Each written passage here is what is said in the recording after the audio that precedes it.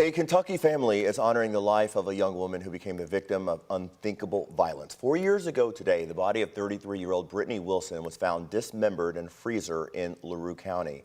Today, her family is celebrating who she was as a person. Connor Steffen and photojournalist Elijah McKenzie are in LaRue County right now with that family. And Connor, when it comes to celebrating a life and remembering, I can't imagine how difficult this is on that family. Eric, you said it best. I mean, you have to remember this is a sharply painful tragedy for this family, one that they relive every single day, but especially today, marking 4 years without Brittany. That is why they are going to remember her behind me at this church here in just minutes, actually. Like we just said, you know, it's a fact they live with every day, and they have to continue to remember publicly. That's really important for them because at this point, 4 years later, they continue to search for answers in her death. Investigators said at the time, her boyfriend, Michael Murray, had killed 2 people, including Wilson, cut up their bodies and stored them in a freezer before taking his own life. The trailer he lived in also went up in flames. To this day, the family says parts of Brittany, her body were never found, and at this time, at the time of her death, they said she was also pregnant. They believe while Murray is at fault, there are others who have kept silent about what happened. They're hoping to continue to shed a light on this tragedy to bring more eyes and hopefully tips into this cold case to, again, get some more answers. So we will be talking to her family in just a bit. We spoke just before this live here at 6:30. It's a somber day for them, but they're grateful that they're getting the attention that they feel they need to finally get that sense of closure, Eric. Process, even 4 years later. Connor, thank you so very much. 2 people were fatally shot this morning in Radcliffe in a Waffle House parking lot. Radcliffe police say they were called in around 4 a.m. to the Waffle House on South Dixie Boulevard. When they got there, they found the bodies of 2 men. Police are calling this a double homicide. We are working to learn the identities of those 2 men. Radcliffe police are investigating, as you'd imagine, but as of right now, they have not made any arrests. A Louisville native and freshman football player at Austin Peay State University died Friday in a single vehicle crash in Tennessee. According to Metro Nashville police, 18-year-old Jeremiah Collins was driving at a high rate of speed on Briley Parkway late at night. When he tried to take an exit ramp, his truck left the road and rolled over several times. He was taken to a nearby hospital where he died a short time later. Collins went to high school in Louisville before transferring to Oakland High School in Murfreesboro, Tennessee, where he graduated last spring.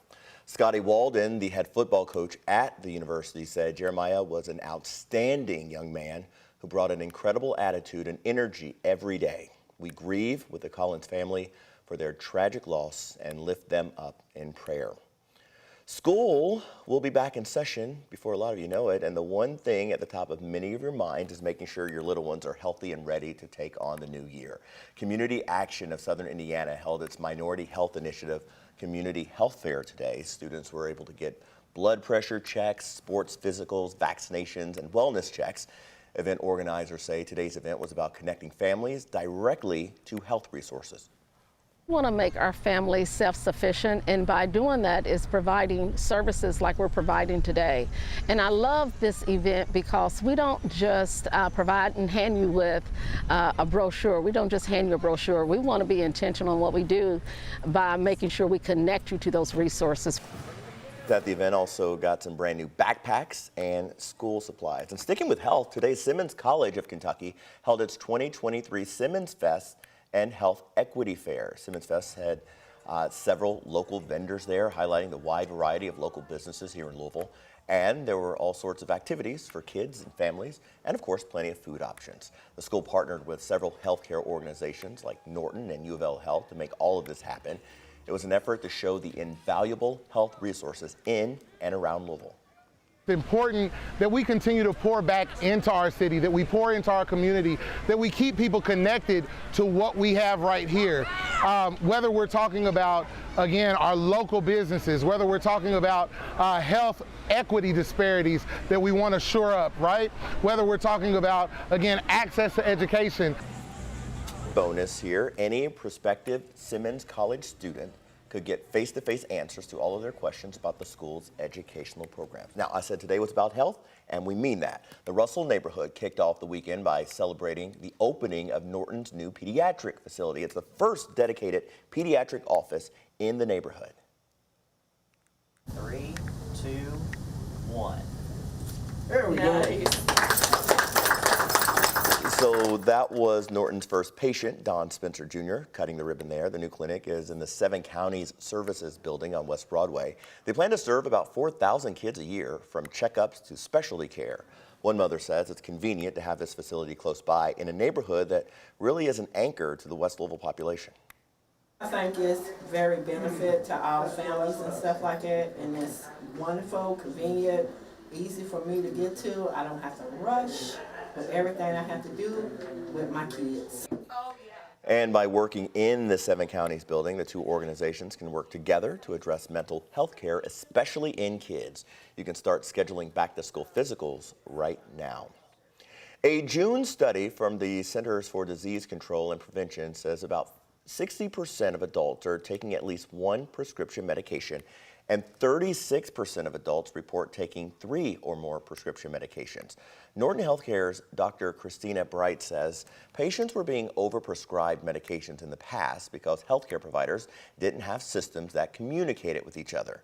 A patient could see 2 different doctors in 2 different systems and get prescribed multiple medications, some they might not even need. Doctors now have electronic health records. That means anytime a patient is in a hospital or emergency room, the medications get flagged on their charts. We went through a period of time where we were getting all these medications that could treat all these different things, and so we decided to say, well, instead of having your acid reflux, or instead of having an occasional ache and pain, let's take this so you don't ever have it, and life is perfect. Life isn't perfect, and we quickly realized everything you put in your body could cause a potential side effect. The more medicines you put in your body, not only could they cause a side effect, they can interact with each other. Doctors across the nation are now working to de-prescribe certain medications from patients. Dr. Bright says some of the most commonly overprescribed medications are antihistamines for allergies or asthma medications. Dr. Bright also says if you have questions about any of the medications you're taking, make sure to speak with your physician. Louisville landmark Hadley Pottery held its Christmas in July party today.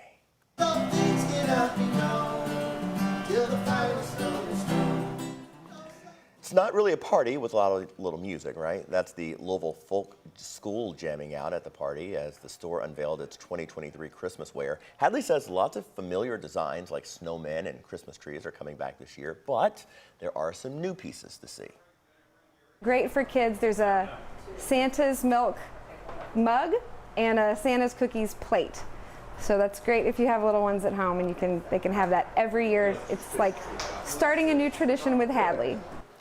And for those of you still upset because you may have missed out on Hadley's 2022 collection, you should know some pieces from back then are back on sale now.